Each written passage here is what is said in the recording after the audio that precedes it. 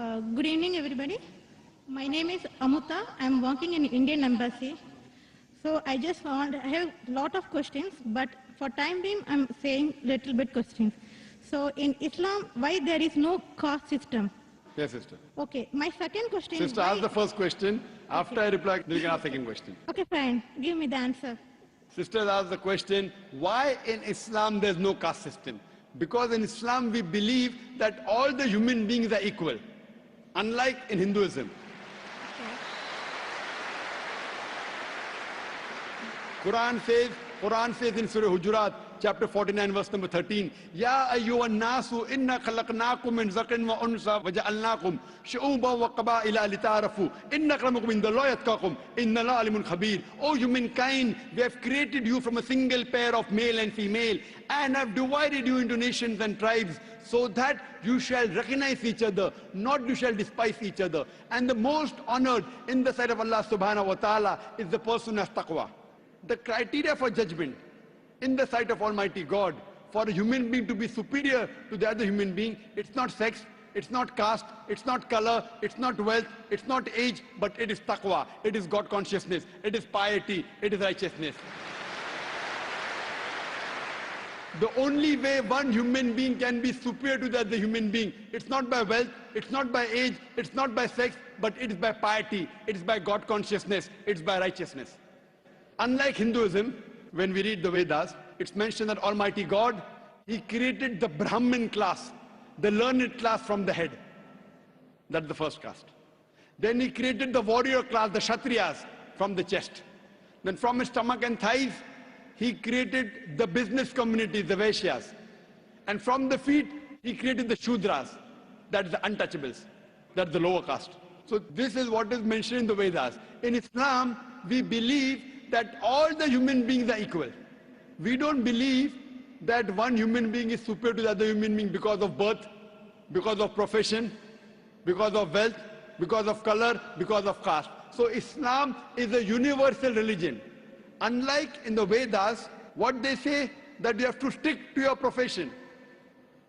Because, it was mainly controlled by the Brahmins, which is again, small percentage, minute percentage. And they say that if you're born as a Shudra, you remain a Shudra, you serve the Brahmin, next life maybe you may become a better person. No, this is all ideology. So that, they want to keep the low person will remain low, and the rich and the top people remain top. In Islam, we believe in equality. And Islam is a religion for all the human beings. That is the reason Islam is against caste system. Hope that answers the question, sister. Okay, sir, I have one more doubt. So why you are saying the Muslim is Sayyid Muslim or Sunni Muslim or Shia? So what is that? Sister said that why am I saying Sayyid Muslim and Shia Muslim Sunni? I never said Sayyid Muslim, Shia. Muslim is the one who submits his will to Almighty God. In Islam, there is no sect. Allah says in the Quran in Surah Al-Imran chapter 3 verse number 103, وَاتَصِمُوا بِحَبْلِ اللَّهِ جَمِيعًا وَلَا تَفَرَّقُوا. Hold to the rope of Allah strongly and be not divided. There is no Sayyid Muslim and Sunni or this. Yes, the family. Fine, you may belong to a family. You may belong to a Sheikh family. You may belong to Sayyid family. To know your roots, that does not mean a person is superior. A Khan is superior to a Sheikh or a Sayyid. No. It is belonging to your roots. Like how you may come from some family so that you have come from particular land or particular area. If you have come from Konkan region. So this is family background. It doesn't mean one person is superior to the other. The only way one human being can be superior to the other human being is by piety, is by righteousness, is by God consciousness. Hope that answers the question, sister. Okay, second question. Why in Islam marriages no horoscope is seen? Sister asked the question that why in Islam during marriages no horoscope is seen. Because, sister, we don't believe in horoscope. There is no date of birth. Based on the date of birth, you are not seeing any horoscope? Yes, sister, I'll come to it. I will tell you what Hinduism says, because I studied Hinduism. In Hinduism, they believe in horoscope. Kundali. No, Kundali? Yeah, I know. It's called Kundali. Yes, you know, sister. When Kundali, you tell your date of birth, then they say that this sun was there, and this Shagun, and this Grahan came. This is a science. But this science is not established science. It's a hypothesis. It says that if you are born on this date, then this Grahan comes and this planet goes there and this. It is a science, but it's not an established science. It's not hard science like what we read in our college, biology, physiology, embryology. It is what they believe. It's an assumption.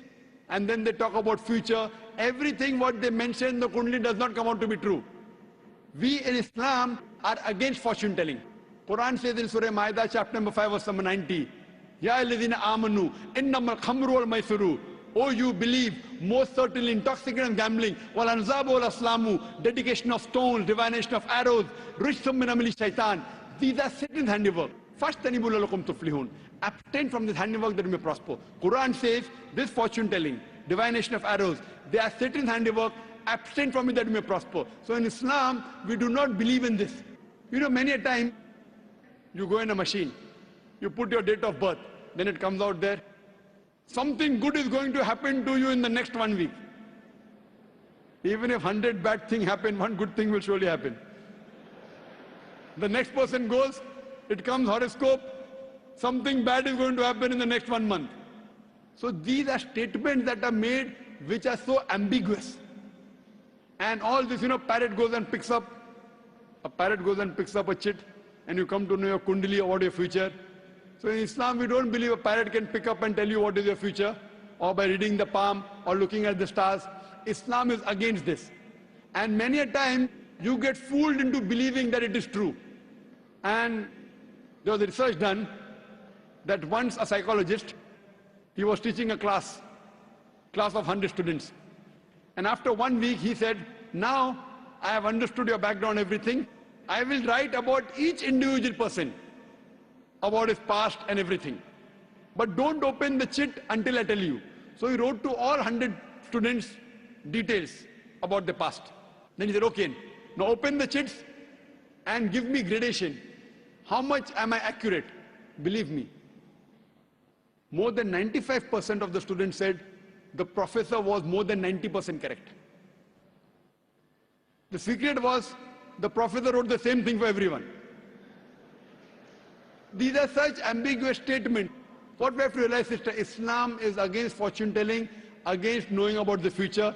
That's the reason there's no kundli required. If the kundli was there, yet we find that so many marriages are being broken in Hinduism. Why? What we believe that we have to choose our life partner.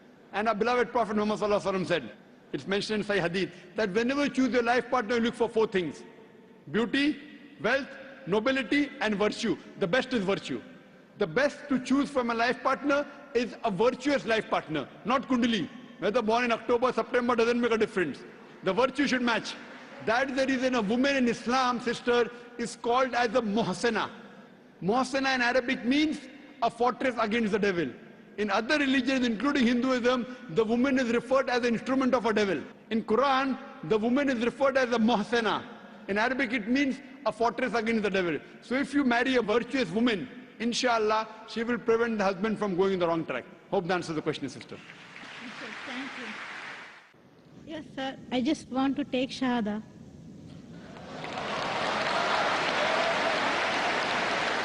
MashaAllah. The sister who asked the question earlier, and I believe you're a Hindu sister? Yeah, I'm Hindu. Yes, the sister who had the earlier question, MashaAllah, Allah gave her hidayat and she wants to accept Islam. I want to ask you, sister, do you believe there is one God? Yeah, I believe in Do you one believe that Almighty God has got no images? God. Yes, sir, I believe. Yes, and you believe that there's no one to worship besides Allah? Yeah, I believe Allah is the Do great. you believe Prophet Muhammad is the last and final messenger of this God? Yes, I believe. Inshallah, I'll say in Arabic and you repeat it, sister. Ashhadu. I'll say in Arabic and you repeat it, sister, slowly. Okay. Ashhadu. Hashadu, Allah. Allah, Ilaha. ilaha, Illallah. illallah, Wa ashhadu. washadu, Anna. anna, Muhammadan. Muhammadan, Abduhu. abdu, Wa rasuluhu. wa, Wa rasuluhu. wa rasulu. MashaAllah, sister.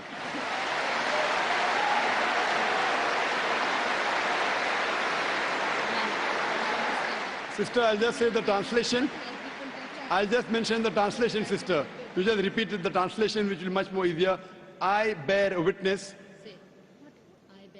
I bear witness I bear witness that that there is no God there is no God but Allah, but Allah, and Prophet Muhammad and Prophet Muhammad is is the messenger the messenger and servant of Almighty God.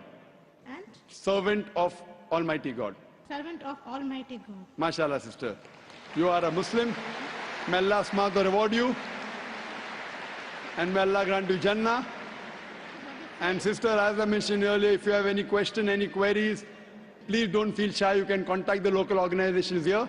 If you have any questions, you can even send an email to our organization, islam@irf.net. We have a ladies wing which takes care of any questions, any queries, any problems you have. And sister, see to it that as you keep on learning whatever about Islam, slowly and steadily. Main thing is Iman, believing. The practice keeps on coming slowly and steadily. Whatever you learn, you can ask questions, you can keep on following, and slowly, inshallah, you can keep on following all the tenets of Islam. Thank you very much, sister. Sir, is there any organization which can teach me how to pray, how to do all the things? I'm sure there is an organization, Darul Bir. The organization I know in Dubai, Darul Bir. I'm sure there are lady organizations. And I think there's Sister Yasmin, who is the wife of my friend Brother Najmuddin. Surely Sister Yasmin would be somewhere in the ladies wing. They have a ladies organization. You can contact the volunteer, and inshallah they'll help you out in teaching you how to pray, how to offer salah, and the other aspects of Islam. Thank you, sister.